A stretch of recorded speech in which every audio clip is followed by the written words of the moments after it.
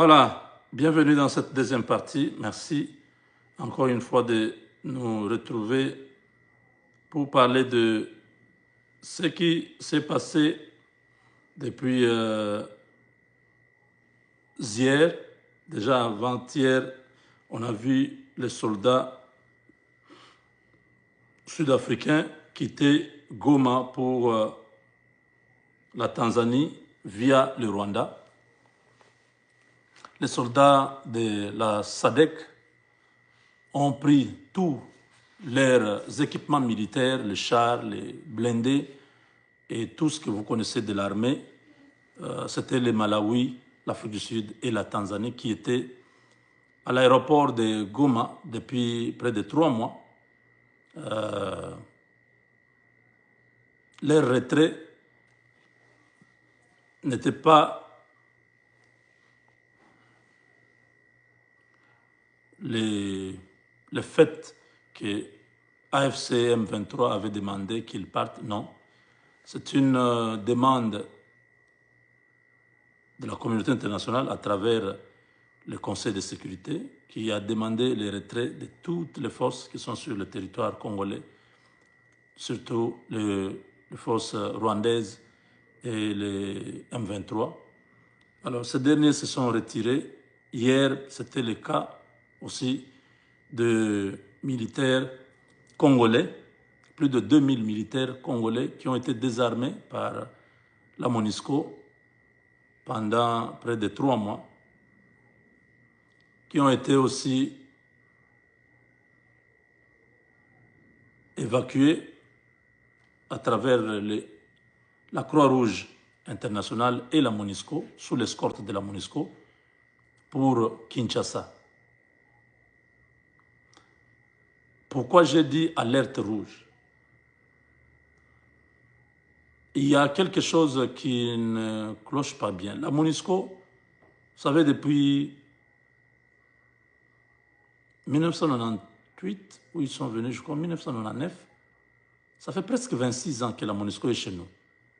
La MONUSCO n'a jamais travaillé pour que la paix revienne en RDC.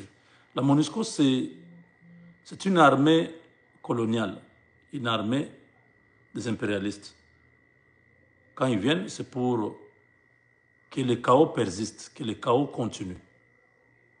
Nous avons plusieurs fois demandé que la MONUSCO parte. Vous avez vu comment on a tout fait pour que la MONUSCO ne puisse pas quitter notre pays. Et nous nous sommes mis dans une situation où il y a eu floraison ou prolifération de groupes armés. Qui entretenait ces groupes armés? Qui finançait ces groupes armés? Qui donnait les armes à ces groupes armés? C'est la MONUSCO. La MONUSCO n'est pas un agent neutre. Ils ne sont pas venus pour nous donner la paix. Ils sont venus pour créer le chaos.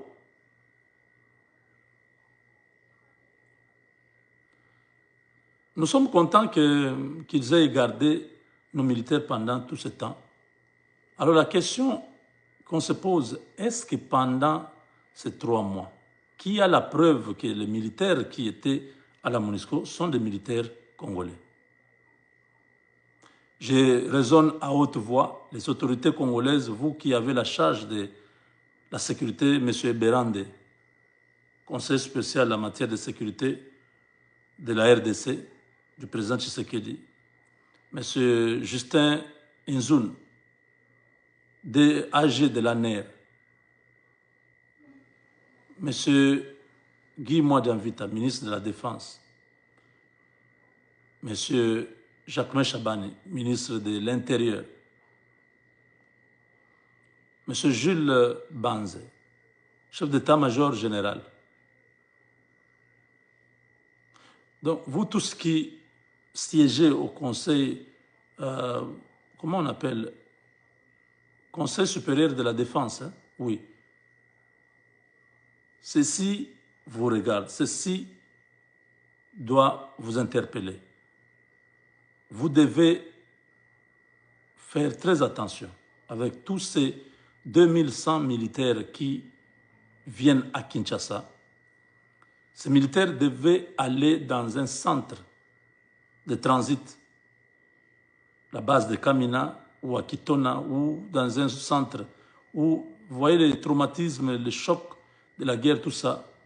Ils ont vu leurs amis être tués, tout ça. Ils ne sont pas à l'état de revenir directement et entrer dans l'armée. Hein, donc, reprendre, non. Ils doivent être recyclés dans un centre. Pourquoi on les amène directement dans la capitale? Qu'est-ce qui vous dit que la MONUSCO n'a pas swappé nos militaires là avec les militaires rwandais? Parce que les militaires rwandais, contrairement à ce que les Congolais pensent, tous les militaires rwandais ne sont pas Tutsis. Ils n'ont pas le visage de Kagame là. Beaucoup de militaires rwandais, qu'on tue même à l'Est là, ce sont des Hutus. Donc ils peuvent avoir le visage que j'ai ici, votre visage là. Qui vous dit que ces militaires qu'on amène directement dans la capitale sont des militaires congolais? Et pourquoi on ne les a pas amenés dans un centre où ils pouvaient rester là-bas pendant 3 mois, 4 mois? On les rééduque, on leur donne un nouveau moral, on leur donne des armes, on les affecte maintenant dans des différentes unités. Pourquoi on les amène dans la capitale? Qu'est-ce qui se cache? Parce que vous pensez que, parce que nous sommes avec les Américains, ils peuvent faire un coup pour déstabiliser la ville de Kinshasa. Ils peuvent faire n'importe quoi. Macron, vous savez qu'il ne nous aime pas, il n'aime pas Tshisekedi. Macron est à la manœuvre. Vous avez vu son gars à Doha. Vous ne vous posez pas la question comment les gars de Macron peuvent se retrouver à Doha. Ils cherchent quoi? Qu'est-ce que la RDC a avec la France? On se cache, non, c'est la France qui est au Conseil de sécurité, c'est faux. C'est faux. Ce n'est pas le problème de la France qui est au Conseil de sécurité comme qui assure la présidence Eza Lokuta. La France a beaucoup investi dans la guerre au Rwanda. La France veut sa part parce que les accords qui sont en train de se passer là, il faut qu'on puisse se mettre quelque part, que la France va se retrouver, va gagner aussi telle chose pour récupérer. Ils ont fourni tous les équipements que vous voyez là, vous pensez que ça vient d'où? Ça vient de la France. C'est la France qui dote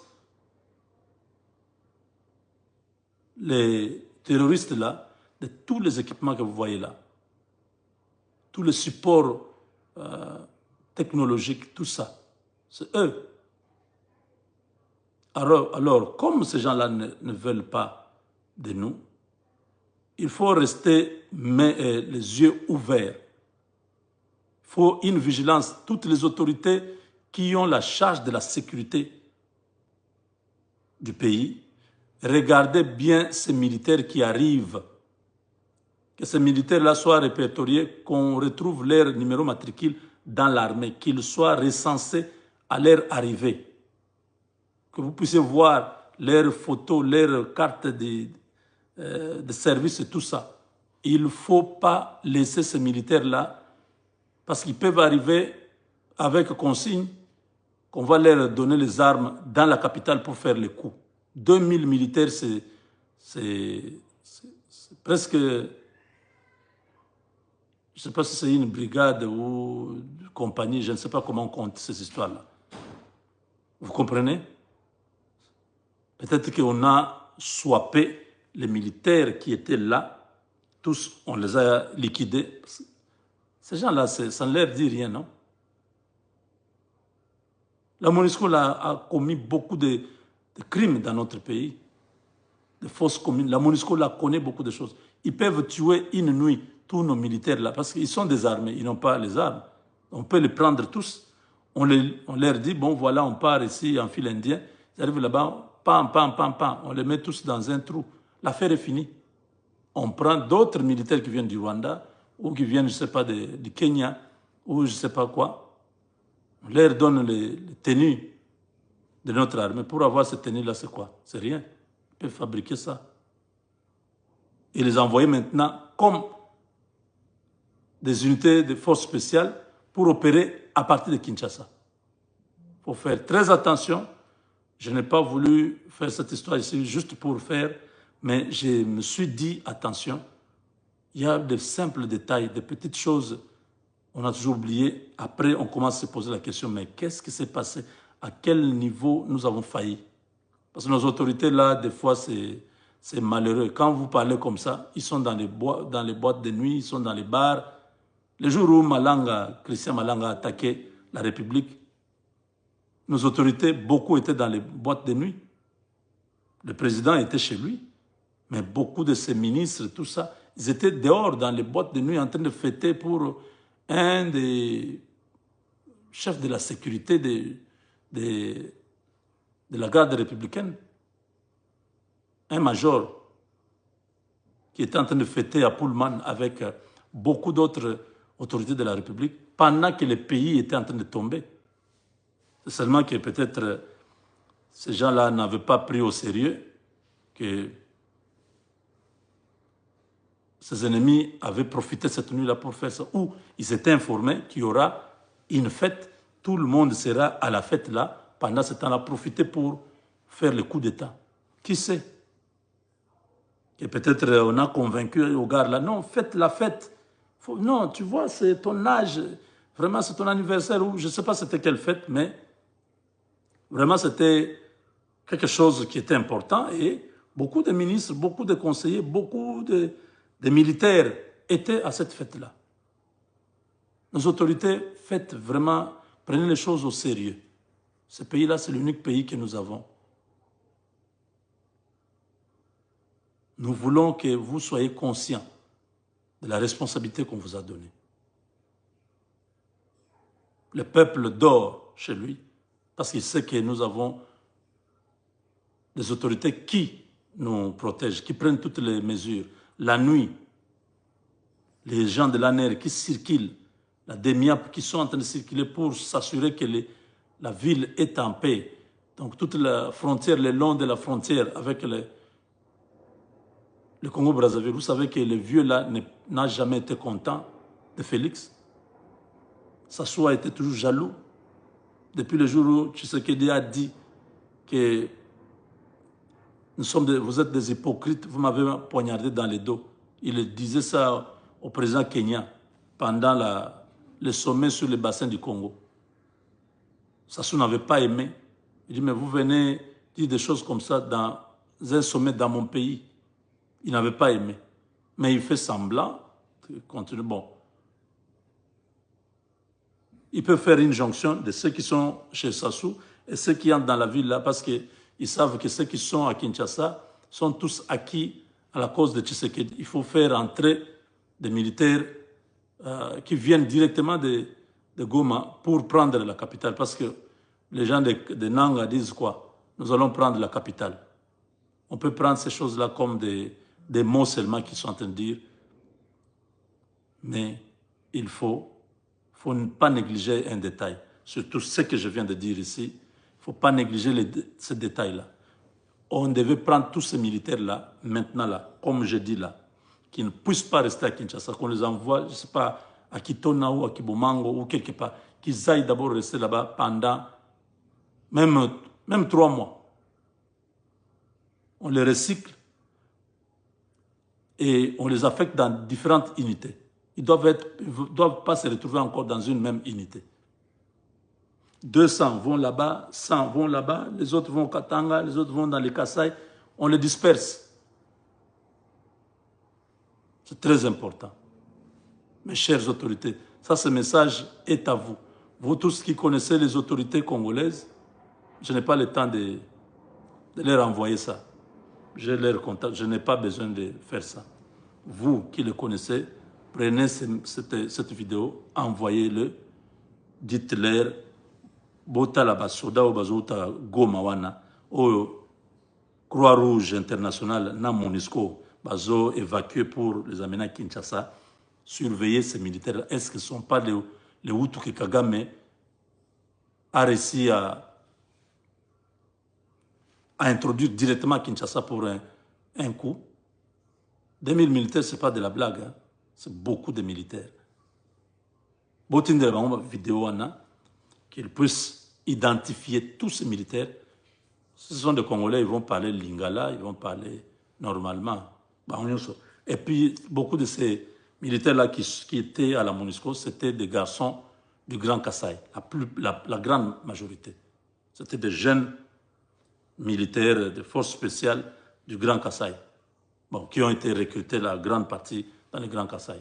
Beaucoup parlaient les Chiluba, vous avez vu, ils faisaient des vidéos, ils parlaient lingala, là, un lingala approximatif, là, vous savez que ça sont nos frères qui viennent du Kasaï. Donc si on répertorie ces gens, on commence à voir les gens qui parlent seulement Swahili, il faut faire très attention. Actuellement, il n'y a pas beaucoup de Swahiliphones dans l'armée. Beaucoup parlent lingala, un peu le Chiluba. Le Swahili, je n'ai pas encore vu une vidéo où nos militaires là qui sont au front, on a tout quoi par Yves. Non, je n'ai pas vu ça. Wozomon a une force spéciale, tout ça. Mais quand ils parlent, vous savez que ça c'est un Kasaï. Alors si vous identifiez ces gens-là, parce que beaucoup ont le visage, les Hutus là sont comme nous. Kagame ne peut pas commettre l'erreur d'envoyer les Tutsis parce qu'on sait qu'on va voir directement, voilà, ces gars-là sont... Donc, vous comprenez, c'est très important, vérifiez, prenez tous ces militaires-là, surtout le chef d'état-major, prenez ces militaires, envoyez-le dans le Congo central, dans les centres de formation, là, qu'ils aillent un peu, comme ça on reste vigilant, quoi qu'il en soit. Hein? Ne soyez pas naïfs. Cette naïveté, ça peut nous coûter très cher. Avec Dieu, nous vaincrons. Partagez au maximum cette vidéo. Vraiment, aimez la vidéo. Surtout, abonnez-vous. Si vous n'êtes pas encore abonné, devenez membre de cette chaîne. Ici, vous avez l'information de chaque jour. Tous les jours, nous communiquons. Quelles que soient les conditions, on vous donne toujours l'essentiel de l'information. Avec Dieu, nous vaincrons.